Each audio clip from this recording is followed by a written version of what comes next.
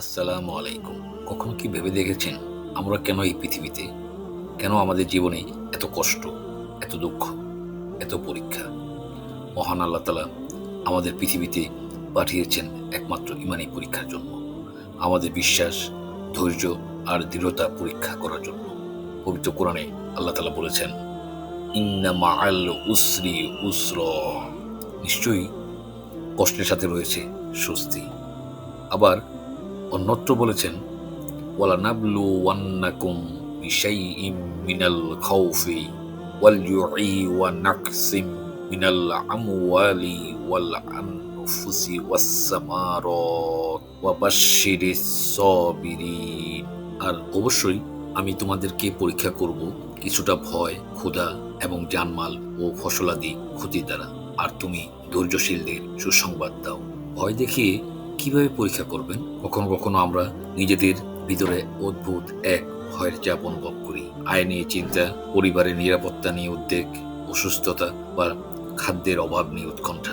এসব আমাদের অন্তরকে ভারাক্রান্ত করে দেয়। মনে হয় পুরো পৃথিবী আমাদের বিরুদ্ধে দাঁড়িয়ে গেছে। এসব আমাদের ইমানের পরীক্ষা। আমাদের মনে হতে পারে উন্নত রাষ্ট্রের মানুষ সুখে শান্তিতে জীবনযাপন করে, কিন্তু প্রকৃতপক্ষে পৃথিবীর কোনো দেশেই দুশ্চিন্তাহীন জীবন নেই। আল্লাহ বলেন, হাসিবান নাসু আইয়ুতরাকু আইয়াকুলু আমান্না ওয়া হুম লা ইফতানু।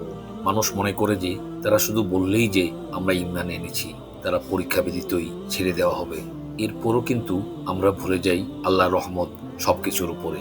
আমরা যখন সংকটে থাকি তখন মনে হয় আল্লাহ আমাদের দেখছেন না বা শুনছেন, অথচ তিনি সবকিছুই দেখেন, সবকিছুই শুনেন। আল্লাহ তাআলা বলেন, قال لا تخافا إنني معكما أسمع وأرى। তোমরা ভয় করো না, আমি তোমাদের সাথেই আছি, আমি সবকিছু শুনি এবং লক্ষ্য রাখি। রাসূলুল্লাহ সাল্লাল্লাহু আলাইহি ওয়াসাল্লাম বলেছেন, যদি আল্লাহর প্রতি তোমাদের তাওয়াক্কুল যথাযথ হতো তবে তিনি তোমাদেরকে তেমনই রিজিক দিতেন যেমন পাখিদের রিজিক দেন। তারা সকালবেলায় ক্ষুধার্ত অবস্থায় বের হয় এবং সন্ধ্যায় পূর্ণ পেট নিয়ে ফিরে আসে। তাহলে কেন আমরা এত উদ্বিগ্ন, এত ভীত? কেন আমাদের অন্তর এত ভারী? কারণ আমরা আল্লাহর উপর পূর্ণ ভরসা করতে পারি না। আমরা ভুলে যাই যে তিনি সব দেখেন, সব শুনেন এবং আমাদের প্রতি গভীর দয়া রাখেন। আল্লাহ বলেন, ওয়া মাইয়াতাওয়াক্কাল আলাল্লাহি ফাহুয়া হাসবু।